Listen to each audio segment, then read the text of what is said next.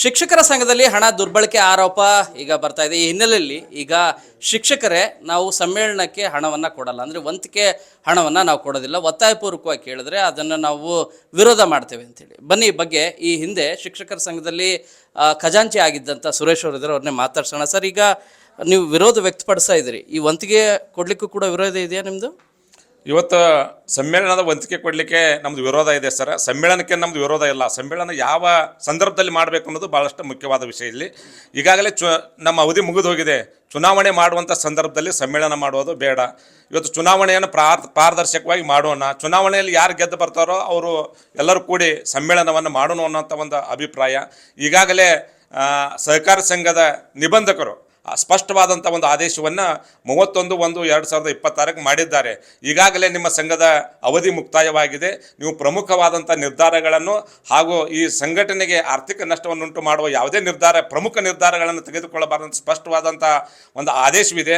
ಆ ಆದೇಶ ಇದ್ರೂ ಸಹಿತ ಅದನ್ನು ಉಲ್ಲಂಘನೆ ಮಾಡಿ ಇವತ್ತು ಶಾಲೆಗಳಲ್ಲಿ ಹೋಗಿ ಶಿಕ್ಷಕರಿಗೆ 500 ರೂಪಾಯಿಗಳನ್ನು ವಸೂಲಿ ಮಾಡಲಿಕ್ಕೆ ಒಂದು ತಂಡವನ್ನು ಬಿಟ್ಟಿದ್ದಾರೆ. ಇವತ್ತು ವಿಡಿಯೋ ಮುಖಾಂತರವಾಗಿ ಯಾರು ಇವತ್ತು 500 ರೂಪಾಯಿ ಕೂಡ ಇಲ್ಲ, ಅವರ ಹೆಸರನ್ನು ಈ ಸಂಘಕ್ಕೆ ಕಳಿಸ್ಕೊಡ್ರಿ ಅಂತಾರೆ. ಇವತ್ತು ನಾವೆಲ್ಲರೂ ಇವತ್ತು ಎದುರಿಸ್ತಾ ಇದ್ದೀವಿ. ಇವತ್ತು ಸಾಮಾನ್ಯ ಶಿಕ್ಷಕರು ಭಯ ಪಡ್ತಾ ಇದ್ದಾರೆ ಸರ್, ಏನೋ ನಮ್ಮ ಹೆಸರು ಕಳಿಸ್ತಾರೆ ಅಂತೇಳಿ. ಆ ನಿಟ್ಟಿನಲ್ಲಿ ಇವತ್ತು ರಾಜ್ಯದಲ್ಲಿ ಶಿಕ್ಷಕರ ಭಯದ ವಾತಾವರಣ ಆಗಿದೆ. ಆ ನಿಟ್ಟಿನಲ್ಲಿ ನಾವೊಂದು ವಿನಂತಿ ಮಾಡ್ಕೊಳ್ತಾ ಇದ್ದೇವೆ, ಈ ಚುನಾವಣೆಯನ್ನು ಮೊದಲು ಮಾಡಿ ಆಮೇಲೆ ಸಮ್ಮೇಳನವನ್ನು ಮಾಡಬೇಕು ಅನ್ನೋಂಥ ಒಂದು ಅಭಿಪ್ರಾಯವನ್ನು ವ್ಯಕ್ತಪಡಿಸ್ತಾ ಇದ್ದೇವೆ ಸರ್. ಅಂದರೆ ಚುನಾವಣೆಯ ಪ್ರಕ್ರಿಯೆ ನಡೀತಾ ಇದೆಯಾ, ಇಲ್ಲದಿದ್ದರೆ ನೀವು ಏನು ಕಾನೂನು ಮೊರೆ ಹೋಗೋಕ್ಕೆ ಏನು ಮುಂದಾಗ್ತಿದ್ದೀರಾ? ಸರ್, ಇವತ್ತು ಈಗಾಗಲೇ 8 ದಿವಸ ಆಯಿತು ಸಹಕಾರಿ ಸಂಘದ ನಿಬಂಧಕರು ಆದೇಶವನ್ನು ಮಾಡಿ ಇನ್ನೂ ಯಾವುದೇ ಚುನಾವಣೆ ಪ್ರಕ್ರಿಯೆಯನ್ನು ಮಾಡಿಲ್ಲ. ಅವ್ರು ಏನೇನೋ ಊಹಾಪೋಹಗಳನ್ನು ವಿಡಿಯೋ ವೈರಲ್ ಮಾಡಿ ಶಿಕ್ಷಕರನ್ನು ಮರಿಮಾಸ್ತಾ ಇದ್ದಾರೆ. ನಮ್ಮ ಸಂಘ, ನಮ್ಮ ಆತ್ಮೀಯತೆ ಅಂತೇಳಿ. ನಾವು ಸಂಘದ ಬಗ್ಗೆ ಅಪಾರವಾದಂಥ ಗೌರವ ನಮಗೂ ಇದೆ, ಸಮ್ಮೇಳನ ಬಗ್ಗೆನೂ ಗೌರವ ಇದೆ. ಇವರು ಮಾಡ್ತಾ ಇರುವಂಥ ಈ ದುಡ್ಡು ಎತ್ತು ಕೆಲಸಕ್ಕೆ ಅದನ್ನು ಮರಿಮಾಚಿ ಇವತ್ತು ಸಮ್ಮೇಳನ ನಾವು ಮಾಡೇ ತೀರ್ತೀವಿ ಅನ್ನೋಂಥ ಒಂದು ದೃಷ್ಟಿಯನ್ನು ಇಟ್ಕೊಂಡಾರ. ಇದಕ್ಕೆ ಯಾವ ಕಾಲಕ್ಕೂ ನಾವು ಅವಕಾಶವನ್ನು ಕೊಡೋದಿಲ್ಲ. ಇವತ್ತು ನಾಳೆ ನೋಡ್ತೀವಿ. ನೋಡಿ ಇವತ್ತು ನಾವು ಅನಿವಾರ್ಯವಾಗಿ ಈ ರಾಜ್ಯದ ಶಿಕ್ಷಕರ ಒಳಿತಿಗಾಗಿ ನ್ಯಾಯಾಲಯದ ಮೆಟ್ಟಿಲನ್ನು ಹತ್ತಬೇಕಾಗ್ತಾ ಇದೆ. ಆ ನಿಟ್ಟಿನಲ್ಲಿ ಉಚ್ಚ ನ್ಯಾಯಾಲಯಕ್ಕೆ ನಾವು ಒಂದು ರಿಟ್ ಪಿಟಿಷನ್ ಹಾಕ್ಕೊಂಡು ಇದನ್ನು ಪ್ರಶ್ನೆ ಮಾಡ್ತೀವಿ ಸರ್. ಸರ್, ತಮ್ಮ ಅಭಿಪ್ರಾಯ ಏನು ಸರ್? ಸಮ್ಮೇಳನ ಮಾಡಲಿಕ್ಕೆ ಮತ್ತು ಹಣ ಇದು ಮಾಡ್ತಿರೋದು ತಮ್ಮ ಬೈಲದಲ್ಲಿ ಏನಾದರೂ ಇದೆಯಾ ಈ ನಿಯಮ? ಸರ್, ಈಗಾಗಲೇ ಸುಮಾರು 5 ವರ್ಷಗಳಿಂದ ಪ್ರತಿ ಜಿಲ್ಲೆಯ ಎಲ್ಲ ಶಿಕ್ಷಕರು ಕೂಡ ವಾರ್ಷಿಕವಾಗಿ 200 ರೂಪಾಯಿಯನ್ನು ಕೊಡ್ತಾ ಇದ್ದಾರೆ, ಮೆಂಬರ್ಶಿಪ್ ಫೀಸ್ ಅಂತ ಕೊಡ್ತಿದ್ದಾರೆ. ಅದರಿಂದ ಈಗಾಗಲೇ ಸುಮಾರು 5 ವರ್ಷದಲ್ಲಿ ಏನು ವಸೂಲಿ ಆಗಿದೆ ಮೆಂಬರ್ಶಿಪ್ ಹಣ, ಅದರಿಂದ ಎಷ್ಟು ತಾಲೂಕು ಸಂಘಗಳಿಗೆ ಹೋಗಿದೆ, ಜಿಲ್ಲಾ ಸಂಘಗಳಿಗೆ ಹೋಗಿದೆ, ರಾಜ್ಯ ಸಂಘದಲ್ಲಿ ಎಷ್ಟಿದೆ, ಅದ್ರ ಬಗ್ಗೆ ಒಂದು ಶ್ವೇತಪತ್ರವನ್ನು ಅವ್ರು ಹೊರಡಿಸ್ಬೇಕು. ಈಗಾಗಲೇ ಅವಧಿ ಮುಗಿದಿರೋದ್ರಿಂದ ಅವರು ಯಾವುದೇ ಥರದ ಈ ಥರ ಸಮ್ಮೇಳನ ಮಾಡೋವಂಥದ್ದು ಇರ್ಬೋದು, ಮಗದೊಂದು ಮಾಡೋವಂಥದ್ದಿಲ್ಲ. ಯಾಕೆಂದರೆ ಪ್ರತಿ ಶಿಕ್ಷಕರ ಕಷ್ಟಾರ್ಜಿತದ ದುಡ್ಡದು. ನಿಮಗೂ ಗೊತ್ತು, ಬಡ ಶಿಕ್ಷಕರು ಅಂತ ಅನ್ನೋದು ಇವತ್ತು ಇಡೀ ರಾಜ್ಯದಲ್ಲಿ ನಮ್ಮ ಶಿಕ್ಷಕರನ್ನ ಬಡಪಾಯಿ ಶಿಕ್ಷಕರು ಅಂತ. ಪ್ರತಿ ಶಿಕ್ಷಕನ 200 ರೂಪಾಯಿ ಕೂಡ ಲೆಕ್ಕ ಕೊಡುವಂಥದ್ದು ಪ್ರಾಥಮಿಕ ಶಾಲಾ ಶಿಕ್ಷಕರ ಸಂಘ ಮಾಡಬೇಕು. ಸರ್, ತಾವು ಇದಕ್ಕೆ ಬೆಂಬಲಿಸ್ತೀರಾ? ಹಣ ಕೊಡ್ತೀರಾ? ಯಾವುದೇ ಕಾರಣಕ್ಕೂ ಹಣ ಕೊಡೋ ಪ್ರಶ್ನೆ ಇಲ್ಲ. ನಮ್ಮದು ಪ್ರತಿ ವರ್ಷ ಸದಸ್ಯ ಶುಲ್ಕ 200 ರೂಪಾಯಿ ಬರ್ತಾಯಿದೆ. 5 ವರ್ಷಕ್ಕೆ 3 ಕೋಟಿಗೆ 15 ಕೋಟಿ ಆಲ್ರೆಡಿ ಸಂಘದಲ್ಲಿ 5 ವರ್ಷದ ಹಣ ಇದೆ. ಈಗ ಮತ್ತೆ 500 ರೂಪಾಯಿ ಅಂದರೆ 1.5 ಲಕ್ಷ 7.5 ಕೋಟಿ ರೂಪಾಯಿ ಆಯಿತು. ಹಾಗಾಗಿ ಯಾವುದೇ ಕಾರಣಕ್ಕೂ ಚುನಾವಣೆಯ ನಂತರದಲ್ಲಿ ಇವೆಲ್ಲ ಕಾರ್ಯಕ್ರಮಗಳಾಗಬೇಕು. ಸಹಕಾರ ಇಲಾಖೆಯ ಸ್ಪಷ್ಟ ಆದೇಶದ ಸ್ಪಷ್ಟ ಉಲ್ಲಂಘನೆಯವರು ಮಾಡ್ತಾ ಇದ್ದಾರೆ. ಇದು ಕೋರ್ಟ್ ಕಟಕಟೆ ಹತ್ತುತ್ತೆ, ಲೋಕಾಯುಕ್ತಕ್ಕೆ ಹೋಗುತ್ತೆ. ಸ್ಪಷ್ಟವಾಗಿರ್ತಕ್ಕಂಥ ಬುದ್ಧಿ ಕಲಿಸುವ ಲಕ್ಷಾಂತರ ಶಿಕ್ಷಕರ ಪರವಾಗಿ ನಾವಿದ್ದೇವೆ. ಯಾವುದೇ ಕಾರಣಕ್ಕೂ ಇವತ್ತು ಗೊತ್ತಿರಲಿಲ್ಲ ನಿಮಗೆ, ಎಷ್ಟೋ ತಾಲೂಕು ಜಿಲ್ಲೆಗಳಲ್ಲಿ ದುಡ್ಡು ಕೊಡ್ತಾ ಇಲ್ಲ. ಆಲ್ರೆಡಿ ಈಗ ಅವರಿಗೆ ಕೈ ಮುಗಿ ಕೇಳ್ಕೊಳ್ಳೋ ಪರಿಸ್ಥಿತಿ. ಒಂದು ಸಂಘಟನೆಗೆ ಬರಬಾರ್ದು, ಸಂಘಟನೆಗೆ ಅವಮಾನ ಮಾಡಿದ್ದಾರೆ. ಇಂತಹ ನಾಯಕರನ್ನು ಮನೆಗೆ ಕಳಿಸಿ ಹೊಸ ತಂಡ ಬಂದು ಅವ್ರು ಯಾರೇ ಬರಲಿ, ನಾನು ಬರಲಿ, ಇನ್ನೊಬ್ರು ಬರಲಿ, ಪ್ರಶ್ನೆ ಅದಲ್ಲ. 5 ವರ್ಷ ಮುಗಿದಿದೆ. ಇವತ್ತು ಗ್ರಾಮ ಪಂಚಾಯತಿ 5 ವರ್ಷ ಮುಗಿದ ತಕ್ಷಣ ಆಡಳಿತಕ್ಕೆ ನೇಮಕ ಮಾಡೋ ಪರಿಸ್ಥಿತಿ ನೀವೆಲ್ಲ ನೀವು ಕೂಡ ಮಾಡ್ತಾ ಇದ್ದೀರಿ. ಸೊ ಇವರು ಆಚಾರ ಹೇಳ್ತಾರೆ.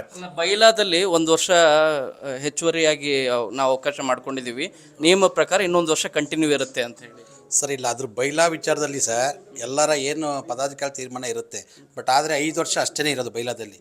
ಇವರು ತಮ್ಮ ಸ್ವಾರ್ಥಕ್ಕಾಗಿ ಈಗೇನು ಈಗ ಅಧ್ಯಕ್ಷ ಆಗಿದ್ದಾರೆ, ಅವ್ರ ಸ್ವಾರ್ಥಕ್ಕೋಸ್ಕರ ಅದನ್ನು ಇಷ್ಟ ಬಂದಾಗೆ ಸಿಗ್ನೇಚರು ಸಹ ಯಾವುದೇ ರಾಜ್ಯ ಪದಾಧಿಕಾರಿಗಳು, ಜಿಲ್ಲಾ ಪದಾಧಿಕಾರಿ, ಯಾವ ತಾಲೂಕದ್ದು, ನಾನು ತಾಲೂಕು ಡೈರೆಕ್ಟ್ರು, ಅದು ಗಮನಕ್ಕೆ ತರ್ದಾನೆ ಅವ್ರು ಇಷ್ಟ ಬಂದಂಗೆ ಸೈನ್ ಹಾಕ್ಕೊಂಡು ಮುಂದುವರೆದ, ಅದು ವಿರೋಧ ಸರ್. ಈಗ ನಿಮ್ಮ ತಾಲೂಕಲ್ಲಿ ಕೊಡ್ತಾ ಇದ್ದಾರೆ ಎಲ್ಲರ ಹಣ? ತಾಲೂಕು ಹಾಸನ ಜಿಲ್ಲೆಯಲ್ಲಿ ಸರ್ ನನ್ನ ಪ್ರಕಾರ 6,000 ಜನ ಶಿಕ್ಷಕರಿದ್ದಾರೆ. ಇದುವರೆಗೆ ಒಂದು ಅಂಕಿ ಕೊಟ್ಟಿರೋದು ನನಗೆ ಮಾಹಿತಿ ಇಲ್ಲ ಸರ್. ನಾವೇಕಂದ್ರೆ ಅವರೇ ಹೇಳ್ತಾ ಇದ್ದಾರೆ, ನಾವು ಕೇಳೋಕ್ಕಿಂತ ಮುಂಚೆ ನನ್ನ ತಾಲೂಕಲ್ಲೇ 350 ಜನ ಟೀಚರ್ಸ್ ಇದ್ದಾರೆ. ನಾನು ಒಬ್ಬರವರೆಗೂ ಸಹ ಇದುವರೆಗೂ ದುಡ್ಡು ಕೊಡಿ ಅಂತ ಕೇಳಿಲ್ಲ. ಸಮ್ಮೇಳನ ಭಾಗವಹಿಸೋ ಬಿಡೋದು ನಿಮ್ಮ ನಿರ್ಧಾರ. ಆದರೆ ಇವತ್ತು ಸೂತ್ಕ ಛಾಯ ಆಗಿದೆ, ಶಿಕ್ಷಕರ ಸಮಸ್ಯೆಗಳು ನೂರಾರಿದೆ. ಈ ಸಂದರ್ಭದಲ್ಲಿ ಸಮ್ಮೇಳನ ಮಾಡುವ ಔಚಿತ್ಯ ಏನು ಅನ್ನೋದು ನನ್ನ ಪ್ರಶ್ನೆ ಸರ್. ಅಂದರೆ ಚುನಾವಣೆ ಪ್ರಾಪರ್ ಆಗಿ ಆಗಬೇಕು ಅಂತ. ಪ್ರಾಪರ್ ಆಗಬೇಕು. ಮತ್ತೀಗ ಇದು ಈ ಸಮ್ಮೇಳನ ಮಾಡ್ತಾ ಇದ್ರಲ್ಲ, ಇದು ಈ ಸಂದರ್ಭ ಅಲ್ಲ. ಚುನಾವಣೆ ಮುಗಿಲಿ, 5 ವರ್ಷ ಮುಗಿದಿದೆ ಅವಧಿ. ಅವರ 5 ವರ್ಷದಲ್ಲಿ ಏನು ಸಾಧನೆ ಅನ್ನೋದನ್ನು ಶ್ವೇತಪಟ್ಟ ಹೊರಡಿಸ್ಲಿ, ಶಿಕ್ಷಕರಿಗೆ ಏನು ಕೆಲಸ ಕಾರ್ಯಗಳ ಅನ್ನೋದ್ರ ಬಗ್ಗೆ ಅದನ್ನು ತಂದು ಆಗಲಿ. ಆದರೆ ಸುಮಾರು ಸಮಸ್ಯೆಗಳು ಇಟ್ಕೊಂಡು ಯಾವ ಉದ್ದೇಶಕ್ಕೋಸ್ಕರ ತಮ್ಮ ಸ್ವಾರ್ಥದಕ್ಕೋಸ್ಕರ ಈ ಸಮ್ಮೇಳನ ಅಂದರೆ ಹಣ ದುರ್ಬಳಕೆ ಆಗ್ತಿದೆ ಅಂತ. ಖಂಡಿತ ಸರ್. ಹಣ ದುರ್ಬಳಕೆ ಬಗ್ಗೆ ನಮ್ಮಲ್ಲಿ ತಾಲೂಕು ತಂಗಲ್ಲಿ ಸರ್ ನಾವು ಇದ್ದೀವಿ, ಪ್ರತಿಯೊಂದು ವಿಚಾರನೂ ಹೇಳ್ತೇವೆ. ಇಷ್ಟಿಷ್ಟು ಬರೋದು, ನಮಗೆ ಬರೋ ದುಡ್ಡನ್ನು ಪ್ರತಿಯೊಂದು ಮಾಹಿತಿ ಕೊಡ್ತೇವೆ, ಎಲ್ಲ ಕೊಡ್ತೀವಿ. ಈ ರಾಜ್ಯ ಸಂಘ ಕೋಟ್ಯಾಂತರ ರೂಪಾಯಿ ದುಡ್ಡು ಬರುತ್ತೆ, ಯಾರೂ ಕೇಳರಿಲ್ಲ ಹೇಳರಿಲ್ಲ. ಶಿಕ್ಷಕರು ದುಡ್ಡನ್ನು ಪ್ರಶ್ನೆ ಮಾಡಲ್ಲ ಸರ್, ಅವ್ರಿಗೆ ಕೆಲಸ ಬೇಕು. ನಾವು ವಂತಿಕೆ ಕೊಡ್ತೀವಿ. ಈಗ ನಾವು 2 ಸಂಘಕ್ಕೆ ಕೊಡ್ತೀವಿ ಸರ್. ಸರ್ಕಾರಿ ನೌಕರ ಸಂಘಕ್ಕೆ 200 ರೂಪಾಯಿ ಕೊಡ್ತೀವಿ, ಶಿಕ್ಷಕ ಸಂಘಕ್ಕೆ 200 ರೂಪಾಯಿ ಕೊಡ್ತೀವಿ.